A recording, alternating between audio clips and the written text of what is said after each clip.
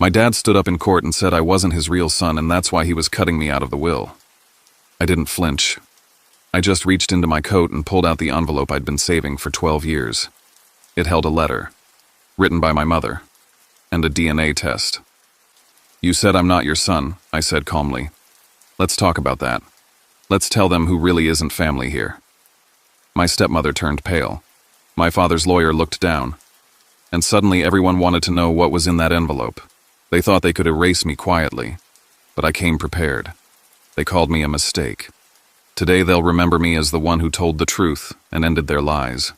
I'm Jackson, and what you're about to hear isn't just a story. It's the moment I took back everything they tried to erase: my name, my bloodline, my worth.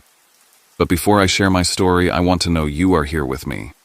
Just say "listening" in the comments or let me know where you are. I love hearing how far my story reach. Sometimes even the smallest connection can make a story feel heard. Thank you. And now, here's my story. If this story touches something in you, or if you believe no one deserves to be silenced by their own family, please subscribe. Your support means more than you know. It helps stories like mine be heard. The moment I stepped into the Maricopa County Courthouse, it felt like the air shifted. People turned. Whispers circled. I caught glimpses of familiar faces, family old business acquaintances, and even a few press photographers angling their lenses like vultures eyeing a carcass. There were over 300 people packed into the room, and still somehow I felt utterly alone. I slid into the farthest bench, placing myself a deliberate distance from Theo and Vanessa, who sat like a portrait of power and privilege at the front.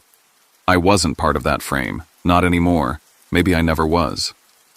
Theo sat with his usual stiff posture, shoulders square, arms crossed, gaze sharp as ever. Even in a courtroom, he looked like he was about to lead a shareholder meeting. That was how he'd always been. For 30 years I'd lived in his house, but never once felt it was mine. He was the CEO of the family. I was a contracted intern, never confirmed, never fully trusted. The judge called for witness order. I was next. But before I could rise, Theo shot up from his seat, voice loud, echoing off the oak-paneled walls. "I object," he said. "This young man is not my biological son. As of today, I am terminating all financial support. He no longer represents the Harrington name." There was an audible gasp across the room. The kind of collective intake of breath you hear when a dam cracks. Gasps, whispers, the screech of a pen dropping somewhere. Behind Theo, Vanessa froze. She tugged at his sleeve, whispering something with urgency, but he yanked his arm away, his eyes fixed on the judge as if delivering gospel truth. Milo, their baby, cried out from her lap. It was a piercing wail, shrill and unrelenting, like the only innocent soul in the room could feel the sickness in the air. I stood, but not in anger, not in tears. I smiled. It wasn't the cruel, smug kind of smile. It was the kind Eleanor, my mother, used to say lit up the whole kitchen. A smile born from knowing, from long preparation, from the taste of truth that had sat bitter on my tongue for years. I approached the podium like I had been waiting my entire life for this moment. "Thank you, Theo," I thought. "You just handed me the mic." I placed my leather briefcase gently on the stand. My hand rested on the inside pocket, feeling the shape of a sealed white envelope. I'd kept it hidden for 2 weeks, not because I was unsure, but because timing mattered. If today is about bloodlines, I thought, let's go all in. The judge gestured for me to speak. I adjusted the microphone and leaned in. Before I could speak my truth, the courtroom faded away. My mind drifted back, not by choice, but by instinct, to the woman who made me who I am. Eleanor. That house, the same mansion in Paradise Valley where we all once lived, had never been warm. Except when she was there. She made warmth out of cold marble and gave life to a place that Theo had built like a monument, not a home. Eleanor would read The Great Gatsby to me before bed, her voice steady, her fingers tracing the margins of the old pages like she'd lived inside the story. "Never let anyone make you feel unworthy of love," she'd whispered to me once after Theo ignored my science fair ribbon. When I turned 12, she sat me down in the garden beneath the fig tree and told me gently that I wasn't Theo's biological son. But it didn't change anything. Not for her. I was still hers. Completely. At 26, I held her hand as cancer took what years hadn't. She spent her last breath telling me I was her light. Theo didn't make it to the hospital in time. His assistant emailed some legal forms instead. 6 months after she passed, Vanessa arrived. She didn't enter the house. She invaded it. Her heels clicked across marble like they belonged. tall, stunning, glacial. I remember the first thing she said when we met. "Oh, so this is the son." Like I was a misplaced sculpture she intended to auction off. Within weeks, everything changed. The kitchen no longer smelled like Eleanor's molasses cookies, but instead, some overpriced sandalwood diffuser. Her armchair disappeared, replaced by a crystal display case. Family photos vanished, ours anyway. In their place were stylized portraits of Vanessa and Theo, perfectly lit, soulless. And Theo, he followed her like a man hypnotized. It was like he wanted to rewrite his legacy from scratch. When Vanessa announced her pregnancy, Theo cried. Actually cried. I remember watching him place his hand over her belly, whispering, This is our second chance to get it right." The words clanged in my ears like metal dropped on tile. I understood in that moment I was a draft, an error in judgment, a holding place until the real son arrived. Then came Milo. He was born on a warm Tuesday in March, healthy, curious eyes, a tuft of coppery hair like Wyatt's, not Theo's, though nobody seemed to notice. Theo cradled him like he'd found a lost treasure. I watched from behind the glass of the NICU, invisible. Just another hospital visitor. 2 weeks later, I noticed Vanessa wearing Eleanor's emerald ring, the one she'd promised to leave to me. I confronted her. "Where did you get that?" She smiled. "Found it in an old box in the basement. It suits me, don't you think?" No. It didn't. It never would. It belonged to a woman who lived with grace, not calculation. That night I stood alone in the main hall of the mansion. In the shadows I found one of Eleanor's old photos, dusty, shoved behind a vase. Across from it hung a new framed image, Theo, Vanessa, and Milo. The official portrait. The future. The version of family I'd been scrubbed from. And yet, something within me didn't break. It burned. I remember standing there thinking, you can erase me from the walls, from the name, from the narrative. But you will never erase the truth. Not from my memory. And not from this courtroom. And as I reached into my briefcase, the edge of that white envelope pressing against my fingers, I knew Eleanor didn't raise me to disappear. She raised me to speak. Wyatt started showing up more often, always with a casual excuse. Just checking in on the portfolio, he'd say. Or thought we could streamline the operations. Theo liked efficiency. But he never used to care about efficiency. Not when Eleanor was alive. I watched him cross the foyer one afternoon, a bouquet of calla lilies in hand. Vanessa appeared just seconds later, tugging lightly at the ends of her hair, smoothing her blouse. She claimed she hadn't seen him in months. But when their eyes met just for a second, it felt like I was in the wrong room. Their silences were louder than their words. That night I stayed late in the den sorting tax forms.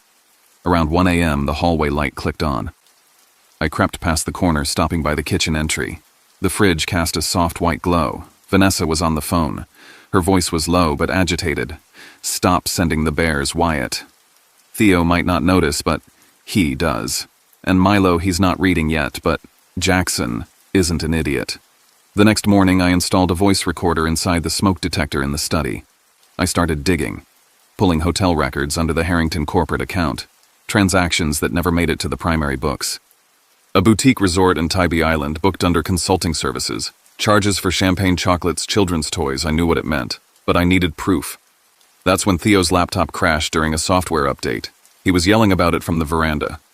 I took it quietly, copied the drive while reinstalling the system. What I found made my chest burn. A deleted email barely recovered from the local cache. Let him leave on his own. Humiliate him in front of them all. It's easier when the decision looks mutual. I didn't know who sent it, but it was forwarded by Vanessa. 3 days before Eleanor died. I went into Theo's office pretending to tidy up. Hidden in the mantel above the fireplace was the tiny camera Eleanor had once installed after the safe had been tampered with. Theo forgot it existed. She never did. I fast-forwarded through hours of footage. Then I found it. Vanessa and Wyatt on the Harrington leather sofa, a blanket thrown over Milo's sleeping form. Their hands under the throw bodies, too close, her head resting against his chest. I transferred the footage onto a secure USB, hid it in an old copy of The Great Gatsby, right beneath the paragraph where Gatsby said, "Can't repeat the past." Why? Of course you can. That night I plucked a few hairs from Wyatt's brush in the guest bathroom. From Milo's pacifier I dabbed a sample. From Theo's silver comb a strand of gray. I mailed it to a lab in Asheville. Discreet. Private. No questions. 5 days later, the result landed in my inbox. 99.9% match. Wyatt Harrington is the biological father of Milo Harrington.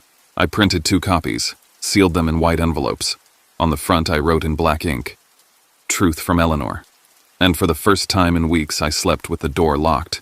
I sat at the dining table, lights off, the envelope in my hand like a loaded weapon. 2 nights passed and I still hadn't told Theo. This truth wasn't about betrayal anymore. It was about legacy. Eleanor had fought tooth and nail to protect what was left of her name, her son, her line. And they'd planned to erase it just like that.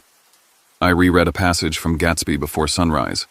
The one where Nick says, "No amount of fire or freshness can challenge what a man will store up in his ghostly heart." My ghost. It wasn't longing. It was justice. I created a digital vault on my laptop, labeled Eleanor Archive. Inside I placed the video footage, audio from the late-night phone call, recovered emails, hotel invoices, DNA results. I sent a secured backup to Layla Monroe, my attorney since grad school. She called back immediately, her voice steady. "You realize," she said, "this could implode the entire Harrington legacy." "Are you ready for that?" "I'm not," I whispered.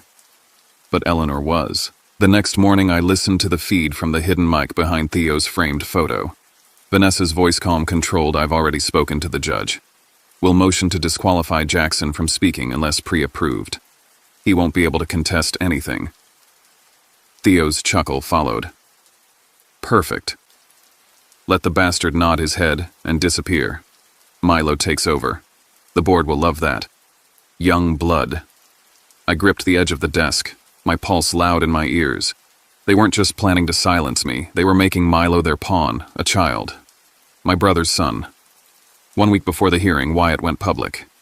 He appeared on a podcast called Savannah Voices, a cozy local show about community leaders.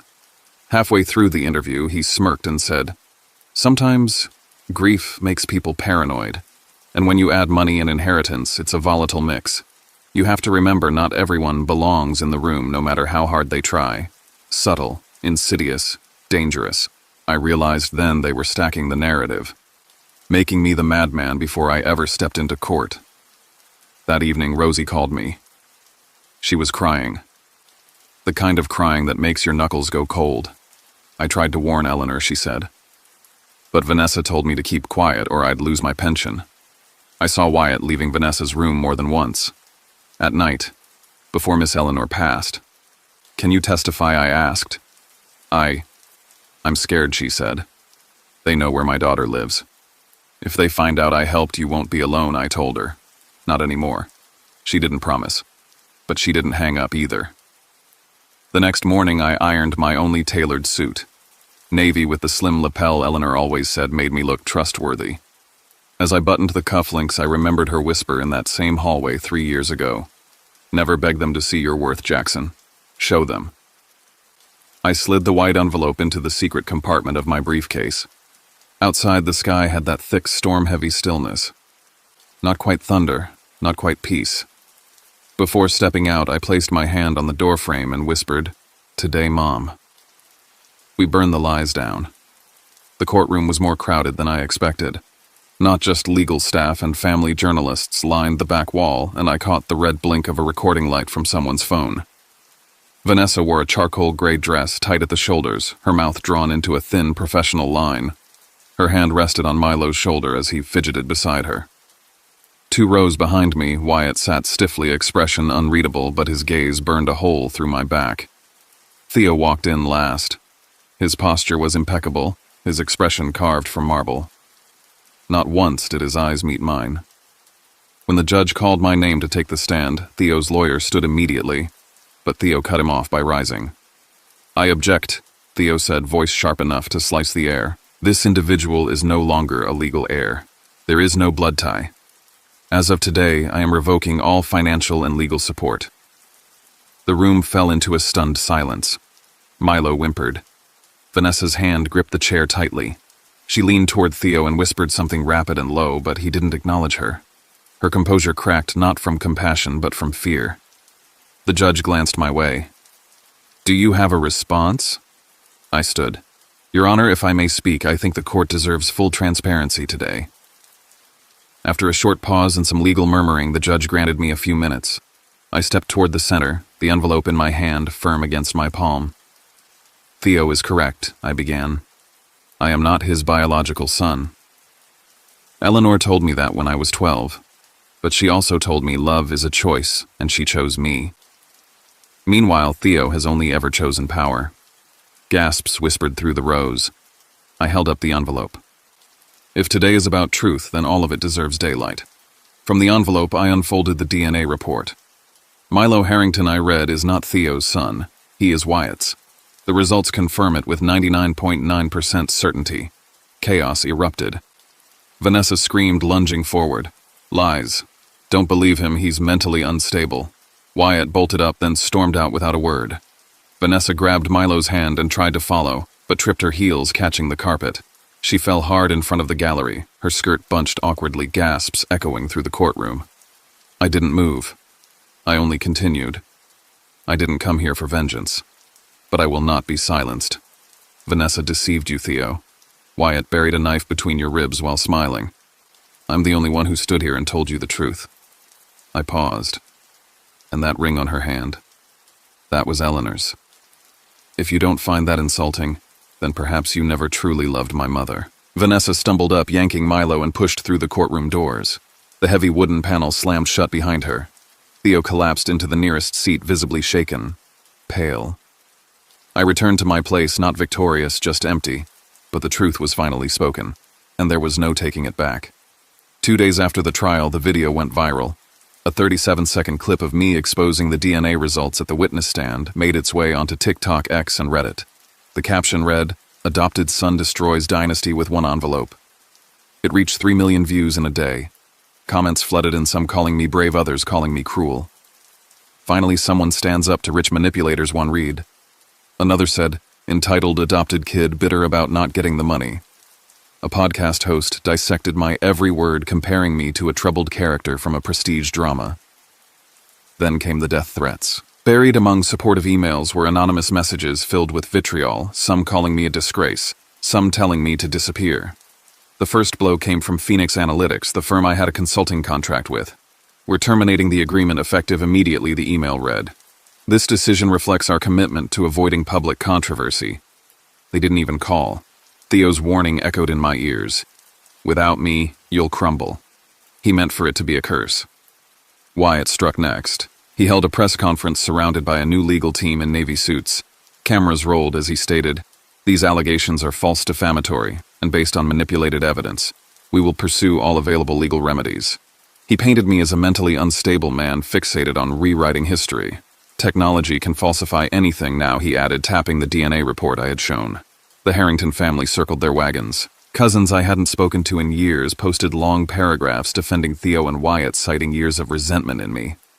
"He was always different," one wrote, "always angry that he didn't belong. Now he's destroying the family legacy out of spite." The same people who once toasted my high school graduation now liked tweets calling me a sociopath. They didn't mourn my absence, they rewrote it. I sat alone in a studio apartment in Tucson. The temporary lease still had 5 months left. I opened my laptop and drafted an email to Theo. Just a few lines, something like, "I never meant to hurt you. I hope one day you'll understand." But I stopped. Instead, I clicked on an old audio file from my phone. Eleanor's voice filled the room, soft, measured, reading aloud from The Great Gatsby, her favorite novel. She said, "You never really know how strong you are until the truth is the only thing you have left." And I let that truth echo in the silence. The envelope had no return address, no markings beyond my name scrawled in slanted ink like someone trying to mask their handwriting. I held it with hesitation, my breath shallow as I peeled it open. Inside was a single photograph. Me and Eleanor Flower dusted on our faces, her hand resting gently over mine as we rolled dough in the warm afternoon light. It must have been taken through the kitchen window. I turned it over. Just 5 words in crooked, rushed handwriting. "She'd be ashamed of you." I dropped the photo. For a moment, everything inside me froze. My lungs forgot how to breathe. I knew that handwriting. I spent hours in Theo's office scanning documents before I left. Financial records, old contracts, HR complaints. Vanessa's signature was on a non-disclosure agreement from a decade ago. I pulled it up on my laptop, zoomed in on a fingerprint smudge near her name. Then I compared it to the one on the flap of the envelope. It wasn't conclusive, not legally, but I knew. Vanessa was watching me. I didn't know where from or what she wanted now that Wyatt's lawsuit was collapsing, but her reach hadn't disappeared. It had only gone quiet. That was worse. I tried calling Rosie the housekeeper who knew too much.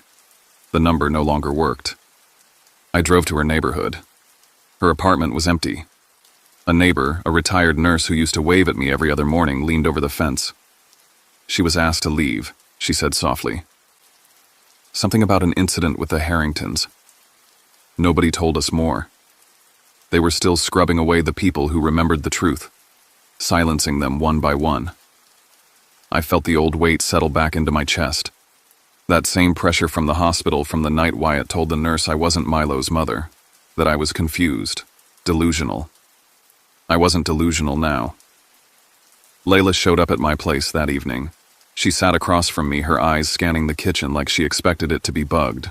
If you wait any longer, she said, they'll flip the story. You'll be the bitter ex, or worse, the unstable one who clung too hard to a dead woman's memory. I have evidence, I said. They can't twist that. She gave me a look. You think social media cares about evidence? You want to reclaim your name? Don't post it. Publish it. That night I drove downtown to the offices of the Arizona Herald. The lobby was dim, the security guard barely looked up as I entered. I found the investigative desk and placed a hard drive on the editor's cluttered desk. He looked up at me, startled.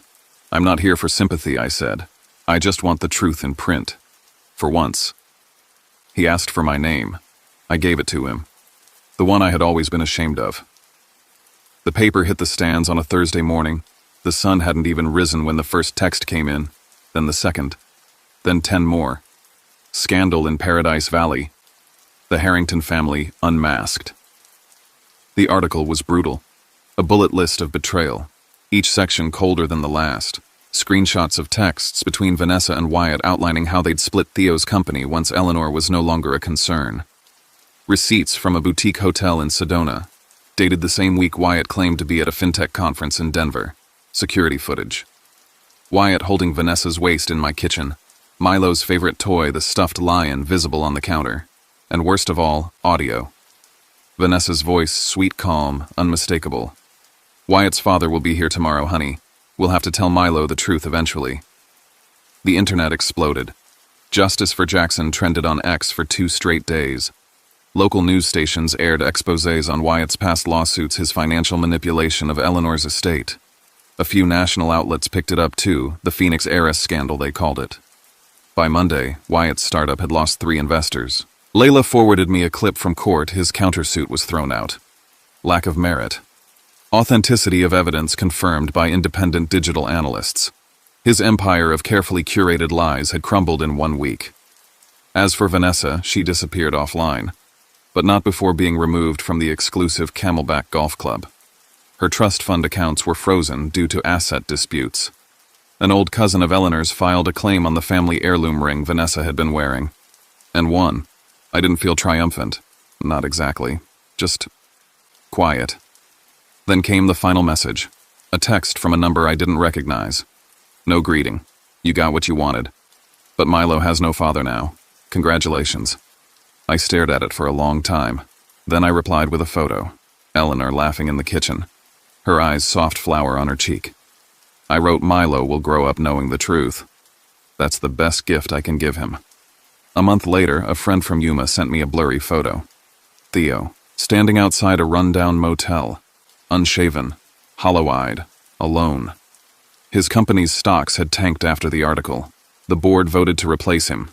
No official statement from him, just a letter, written in careful cursive. I failed you as a father. I see that now. If you ever decide I'm worth anything, maybe you'll let me be a friend. I kept the letter. I didn't know why. That afternoon, I returned to the Herald.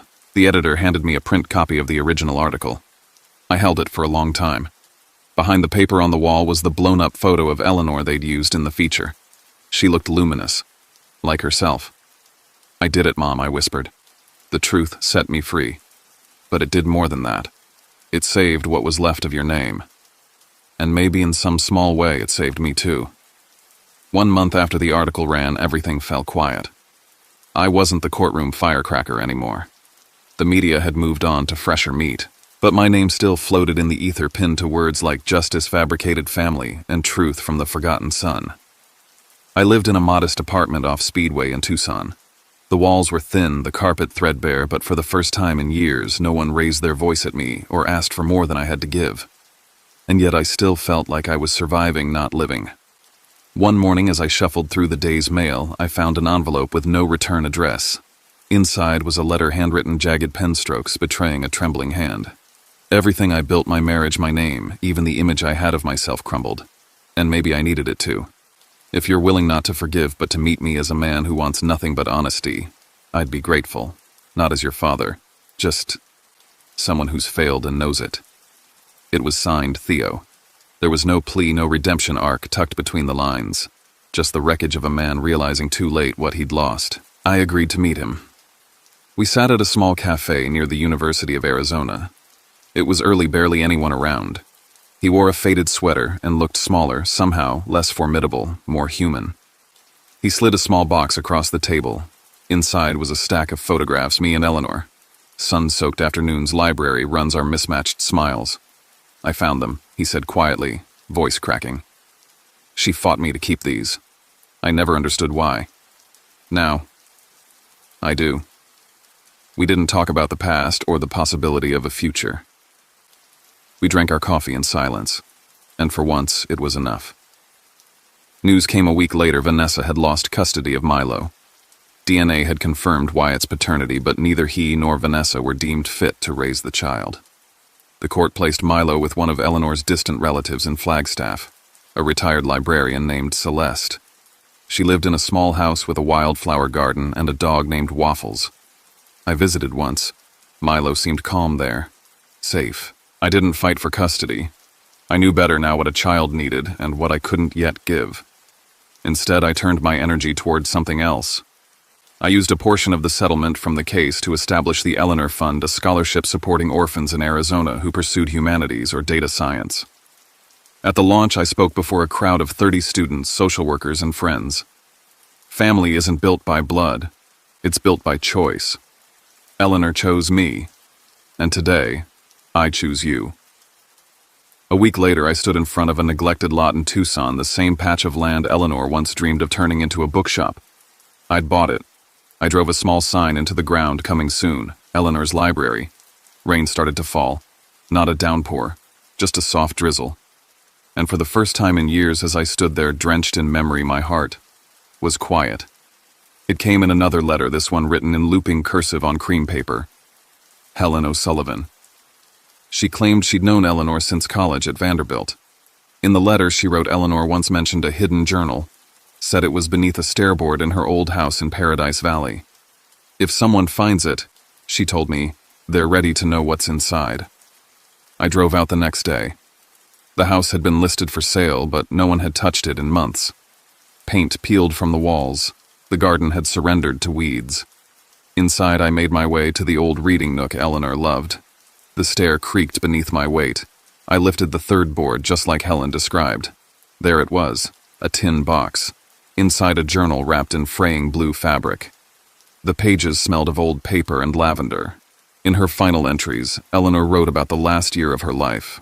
Her fear, her isolation, her heartbreak over watching me retreat after her diagnosis. And her suspicion, no, her quiet certainty about Vanessa and Wyatt. I knew she wrote, long before it surfaced. But I chose silence. I wanted to give you one last year of peace, however false. I wanted to hold the family together even if it was crumbling beneath me. Then came the line that shattered me. My son doesn't carry my blood, but he carries my heart. And that's enough to make me smile as I watch the sun for the last time. The final page held a choice. If you've found this, you've likely forgiven yourself. Maybe even forgiven him. You can choose to leave this journal buried or let its light spill outward. Here's the letter I never sent him. Tucked between the pages was a second envelope addressed to Theo. A confession. She had known everything. Had chosen silence, not weakness, but love. A love that still ached from beyond the grave.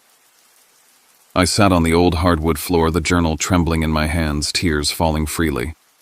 I wept not from betrayal, but from the unbearable loneliness of a woman who loved too fiercely in a house that had gone cold too soon. Later that night, I sat by my fireplace, the journal in my lap. I didn't burn it. I placed it gently on the shelf right between The Great Gatsby and the ledger I kept for the Eleanor Fund. The truth had freed me. Now I could choose how to live with it. Weeks later, the library opened its doors. Children gathered on a hand-woven rug circling around me. I read aloud the words Eleanor used to read to me when thunder shook the windows. So we beat on boats against the current. The sun poured through the tall windows, catching on the only photo in the room, Eleanor mid-laugh, her eyes glittering with something eternal. And for the first time, I wasn't surviving. I was home. What would you do in this situation? Let us know in the comments. If this story had you on the edge of your seat, smash that like button and subscribe for more jaw-dropping family drama, shocking betrayals, and the revenge stories you won't believe.